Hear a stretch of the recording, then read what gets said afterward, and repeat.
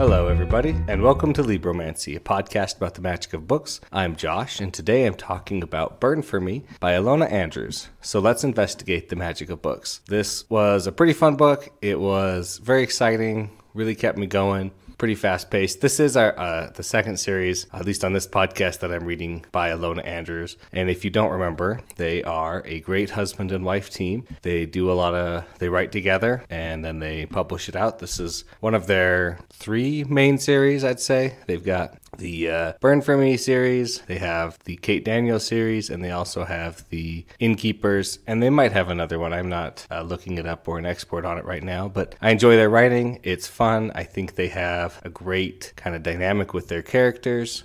I enjoy their books a lot. But first, I do want to say, just please ignore the cover of this book. Pretend that it doesn't have a cover. Pretend that the cover's just better in your mind. I don't know why they have bad covers. Some other covers are not the worst. Their Kate Daniels series are okay. The Innkeeper series are okay. These ones are like the iffier ones of okay, right? They just project that urban fantasy tone of this is going to get super sexy and that's all the book is about. And like, that's totally not what the book is about. Now, it does play a little bit of a heavier tone here in this book, which not really spoiling anything because based on the cover, looks pretty like that, right? So, but that is not what the point of the book is. It's not the romance. It's just a nice side benefit that they do pretty well, I think. So again, I enjoyed it. I think their characters are well done. I feel like their characters are very real, and I think that part is part of it because they come from a husband and wife team, and so they're able to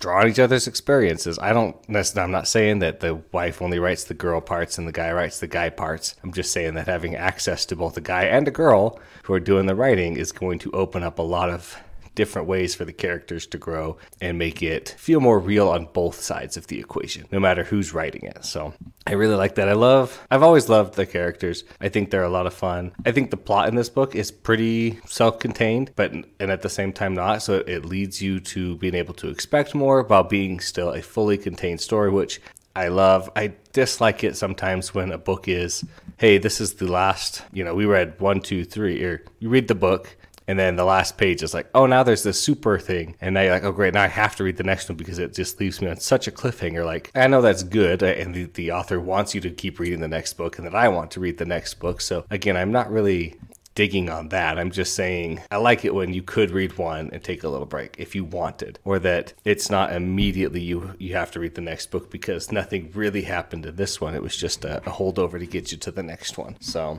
and, that's good. The emotional atmosphere of this book I thought was primed pretty well. Like, the setting takes place in Houston. Trust me, not a spoiler. Happens in the first couple pages, so I'm not giving anything away here. But I like the empathetic relations they have, like that you can feel like everybody can feel. Not everybody is just like a sociopath against each other, the way sometimes it turns out, or they have no feelings. Like, you can really feel the emotions of the people in the book, and they act on it in the way that you think they would act on it. So, I like that part of it a lot. I like that this is a little bit of a softer magic system that works really well. We learn certain things about it, but we don't know everything. And, I really enjoyed it. So I think we're just going to have to talk about spoilers. So let's get into the spoilers. Let's talk about our plot really quick. Our plot is that our detective / she's more of a private investigator, finds your cheating spouse, investigates things, finds missing people, reposts stuff kind of person. Nevada Baylor is our main character. Her family and her firm is contracted to find a man, Adam Pierce, by her owners, House Montgomery, the owners of her business, because they had to mortgage it for debt, and it's just Montgomery's ploy saying, oh yeah, we know that you guys are going to do your best. That you won't happen, but we'll have done our due diligence, and so we won't get blamed by the House Montgomery, because in this world there are houses of people who have raised up, and they have the strongest of the strongest magic. And so in this world, you are not always divided, but like if you have magic, then you're going to be one of 5 levels. You're going from least to most. It's minor, average, notable, significant, and prime. And when you have a prime, they are the elite of the elite. They're incredibly powerful, incredibly dangerous. These are the ones who, can destroy cities if they're not if they let it get away. It's interesting. So she is tasked as a non-magic user to her employees, but she feels like she has more of a minor/average ability where she can tell if people are lying. Always knows that, so that's nice. She's tasked to bring back this prime, a pyrokinetic, so a flame user prime. You can tell it's not going to go well. So she finds Adam, he flirts and leaves, and then she's kidnapped by Mad Rogan, and he tries to get some information out of her. She denies him. And then later, Rogan and Nevada team up to stop Adam because they learn that there is an amplification artifact, which I had a couple questions on that we're going to try and get to a little later. But back together, which he would then use to destroy Houston. They stop him. Nevada stops Rogan from then also destroying Houston. And that's the end of the book. So it's a short plot. It's pretty simple. It's got a lot of those little tropes. It's the enemies to lovers trope. Well, hopefully, they're not lovers by the end of the book, but like that's kind of a thing with Kate Daniel, with this author pair. They always kind of start a little bit antagonistic towards each other, which is fine. I love it. I love it so much. So one of my favorites, so they can do it all day, every day. I'll keep reading it. And it's super hard not to get invested in a girl who's trying to protect her family and do what's right and always, take care of people. So it's just super fun. So let's talk about some things. Let's talk about Nevada. Nevada Baylor.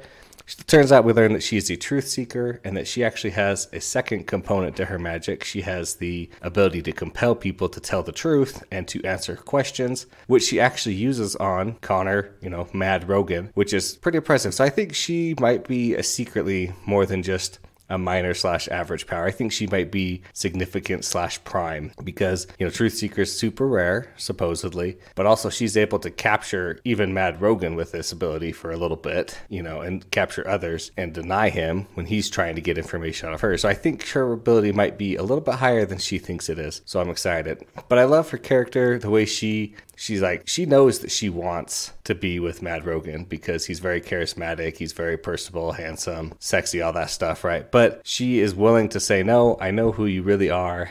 You're cold, you don't do things for the reasons that you should, and I don't want to love you, and I can't love you. And so she tries to stay away from him. And obviously, they're working together and it's not working 100%. But like you can see, I love her determination and her drive to be like, no, I'm not just going to fall in love with you because you're rich and you're powerful like everybody else does. I want to fall in love for love. And I know you think you love me, but do you really? Do you even know what love is? Like, these good questions. I love that. We see her guilt at actually killing people, that this is the first time she's killed somebody. And yes, she knows it was a life and death, but that's still hard to reconcile. A lot of fun. A lot of good character work here for Nevada. She's growing. I'm excited to see where this goes in the next one. Connor Mad Rogan. He, sometimes he seems like a true sociopath in that he doesn't seem to care how much, but how much of him is really pretend, because we get a little bit of a point of view from him at the very end, and it's like, oh, he did care about this kid he was trying to find before they brought him in to find him, in the very beginning. Like, he tried to offer him a scholarship, he tried to help him out, but he was rejected, and he didn't realize it. But, this was kind of part of the start to this whole thing. And he talks about how he hates certain things that the army does, even though he went to the army and he was, glad to kill people. But it's like, he is a prime. His whole life's kind of been dictated out for him. Yeah, him wanting to go kill people maybe is not the healthiest, but I think it's a potentially understandable thing. He did leave the army as soon as he could because he was tired of just being the killer. So I don't know. I think he is pretending to be a little bit too cold. So we'll see. But I'm just like, he really, really wants to get with Nevada because, she's able to, like, major spoiler for the book, but you should know it if you've read it. Like, he does protect she does help him stop his super magic from destroying the whole city, which is something that he'd never been able to stop on his own before. So like, he really loves her, or at least he seems to really like her. We'll see if it's love. I don't know. I'm really kind of interested to see, we get our Adam Pierce. He's just kind of the playboy. I do what I want. I'm just in control. And it's so funny, like as these rich people, she throws around that they have no concept of like money or how things like truly work. That like you have your one nice suit that you wear for these occasions, and you have your other nice suit that you wear for these occasions, and you have everything else that you wear. And the mom is like, oh, he has to have money even though he's on the run. Like if he doesn't have money, he'll be poor. And I know it's just a gross over like simplification and blah, but like it's so funny when she's like, he needs this $9,000, a week to survive. What else is he gonna do? He can't not have this. And it's just fun to see this and their interactions. I think they all work well and they make a fun story together.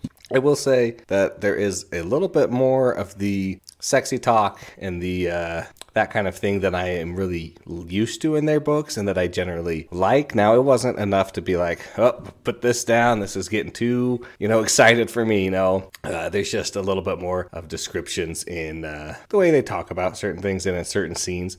So, while it wasn't like my favorite, it did not ruin the book for me at all. I loved when Nevada takes Rogan to the pit and she's just like, okay, listen, just follow my lead. Don't do anything bad. These people are crazy. Like, I know you're prime and super powerful, but like, don't mess this up for me. And so they go in, and the first thing, they have to go meet a guy named Peaches who's crazy and, taking over his area. And she's like, okay, now remember, like, we do this. And he's like, I'm going to mess you guys up. And then Rogan's just like, hey, you know what? You're totally right. And then he just like throws him into the lake and then like drops a building on him, which was pretty funny when I read about it. But it's like, that's not a healthy response to like any kind of stimulus. Like, maybe just tone that down a little bit. And then she goes and visits Bug, who's a swarmer, which is a very interesting, thing in and of itself. But she's like, if you kill Bug, I will never forgive you and you will go down. Like, I won't stop. So it was just funny. And then he recruits him. And whether he recruits him because he actually cares or he recruits him because he just wants his loyalty and his position, who knows. And just another super funny scene at the very end when the Rogan and Nevada have stopped Pierce and they're both kind of recovering from their magic draining. And he's like, Rogan comes over and he starts beating up on Adam. He's like, Adam, are you okay? Everything good? You know who you are? He's like, yeah, I think I'm Adam and I'm doing fine. And then he starts beating him up and he's like, you stupid. You don't abuse your magic. You don't scare civilians. You don't try to destroy the world. Like, it's just so funny. So he's beating him up, and then Nevada comes over, and she's like, Rogan, stop. I have to bring him in alive and, like, not too damaged. And then he walks over, and then she starts kicking him, and is like, you stupid. You attacked my family. You used kids to drop a bomb under my car, like this car. Like, what are you going to learn? Like, grow up. And then, Rogan's in the background laughing. It was just super funny. The whole, like, no, it's my turn to beat him up, not your turn to beat him up. Like, get out of here. So, and then we learn at the very end that, like, the sister-in-law of Rogan had this plan with whoever she's working with for him to destroy the city if Pierce failed, and Pierce would obviously destroy it if nobody had stopped him. But like, just the hate, like, why does she hate him so bad? Like, who's this group? I'm super excited to see what's coming next. I really enjoyed this. I'm going to keep reading. From what it looks like this is the Hidden Legacy series. So the first 3 books are with Nevada, and then the next 3 books go with her sister Catalina. So we'll see what happens. I'm very excited to see this. Like I said, I really love the enemies to lovers, and that's kind of what this book is. So if you enjoy that, please come and read this with me for sure. But I think that's everything I'm going to have to say about Burn For Me. So thanks for listening, everybody, and thanks to David Hillowitz for the intro and outro music. If you have any comments, please send those to libromancypod@gmail.com. Please like and subscribe wherever you get your podcasts from. And if you ever feel so inclined, you can visit me at patreon.com/libromancy. And remember to investigate the magic of books.